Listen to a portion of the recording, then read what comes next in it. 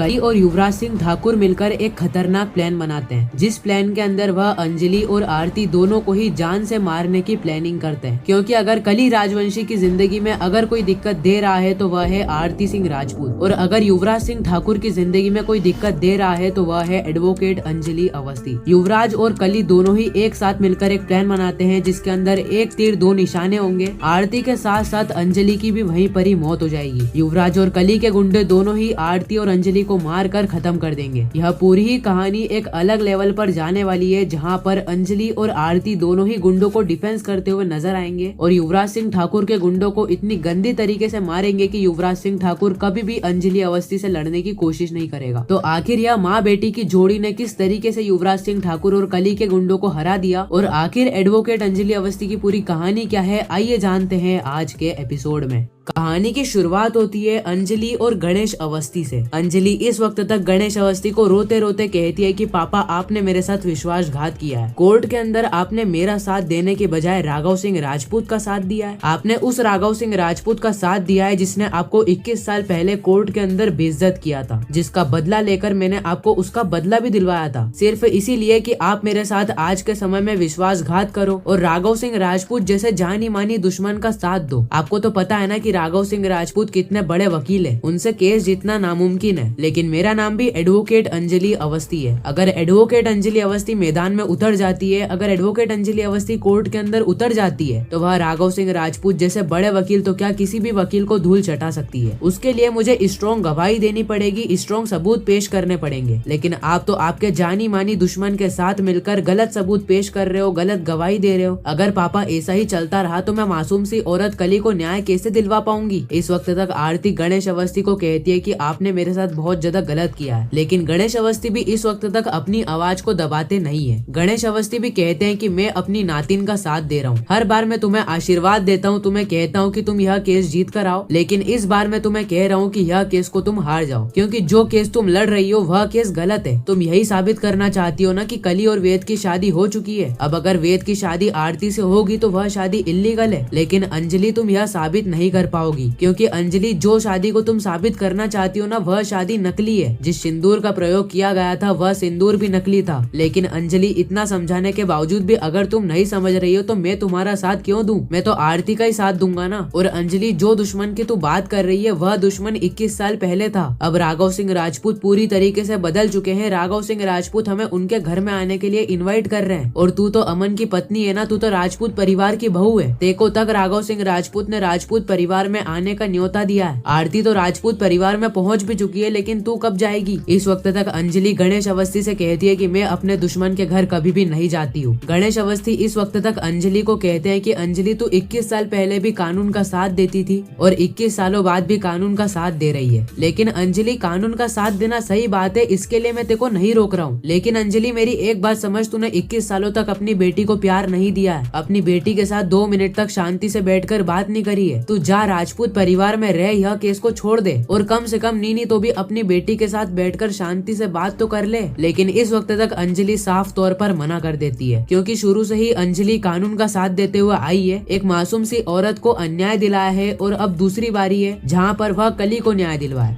गणेश अवस्थी इस वक्त तक आरती को फोन करते हैं और कहते हैं कि आरती, तू यह केस को छोड़ दे। जो भी लड़ाई तू लड़ रही है ना वह लड़ाई को छोड़ दे, क्योंकि हम तो तेरी माँ को समझाते समझाते थक गए, लेकिन तेरी माँ तो नहीं मान रही है। इस वक्त तक अंजलि आरती से बात करती है और वह आरती से कहती है कि आरती, सच सच बताना, क्या तुम्हारी और वेद की शादी हुई थी? क्योंकि कोर्ट के अंदर तो राघव सिंह राजपूत ने बड़ी ही सफाई से सारे ही सबूतों को पेश किया है, जिससे जज साहब को तो क्या, मुझे भी यही लग रहा है कि तुम्हारी और वेद की शादी हो चुकी है। लेकिन हम सभी जानते हैं कि सच्चाई क्या है। तुम्हारी और वेद की शादी उस समय पर नहीं हुई थी। क्या तुम्हारी और वेद की शादी हुई थी आरती? सच सच बताना आरती, तुम्हें तुम्हारी माँ की कसम है। लेकिन इस वक्त तक आरती कुछ भी नहीं कहती है, मानो आरती के मुंह में भी दही जम गया हो। उसी वक्त वहाँ पर सारिका आती है और सारिका कहती है कि किसका फोन है आरती? आरती कहती है कि माँ का फोन है। सारिका कहती है कि मुझे दो फोन। सारिका फोन को ले लेती है और वह अंजलि से कहती है, अंजलि क्या हुआ? मुझे तो यही लग रहा है कि अभी तक तो तुम कोर्ट के अंदर केस हार चुकी हो। तुमने भले ही कोर्ट से 1 दिन की मोहलत मांगी है, लेकिन लेकिन एक दिन के अंदर तुम कर क्या पाओगी, क्योंकि सारे ही सबूत यह इशारा करते हैं कि राघव सिंह राजपूत एक बार फिर से तुमसे केस जीत चुके हैं। अंजलि कहती है कि सारिका सिंह राजपूत आज तक राघव सिंह राजपूत एडवोकेट अंजलि अवस्थी के सामने कभी भी केस नहीं जीते हैं। लगता है सारिका सिंह राजपूत तुम गलत फहमी में पड़ गई हो। राघव सिंह राजपूत ने भले ही गणेश अवस्थी को केस हराकर बेइज्जत किया है, लेकिन उसका बदला गणेश अवस्थी की बेटी अंजलि अवस्थी ने ले लिया है। अंजलि अवस्थी ने राघव सिंह राजपूत को एक बार नहीं दो बार कोर्ट से बेइज्जत करके बाहर निकाला है, क्योंकि राघव सिंह राजपूत बेइज्जती के लायक है। राघव सिंह राजपूत जैसे लोगों को तो जितनी गालियां दो उतनी गालियां कम है। और आप कहते हो कि राघव सिंह राजपूत मेरे ससुर जी है। अरे ऐसे ससुर जी काहे के जो कि मेरे पिता से ही दुश्मनी पाल कर बैठे हैं। सारिका कहती है कि अंजलि लगता है तुम्हें मिर्ची तो बहुत खतरनाक लगी है, लेकिन कोर्ट के अंदर देख लेना, यह केस जीतने के बाद राघव सिंह राजपूत एक बार तुम्हें भी बेइज्जत करके कोर्ट से बाहर निकालेंगे। राघव सिंह राजपूत फोन को ले लेते हैं और वह अंजलि से कहते हैं कि अंजलि एक बार मेरी बात कान खोलकर सुन लेना। अगर तुम यह केस को हार जाती हो, उसके बाद मैं आरती और वेद की शादी एक बार फिर से धूमधाम से करवाऊंगा।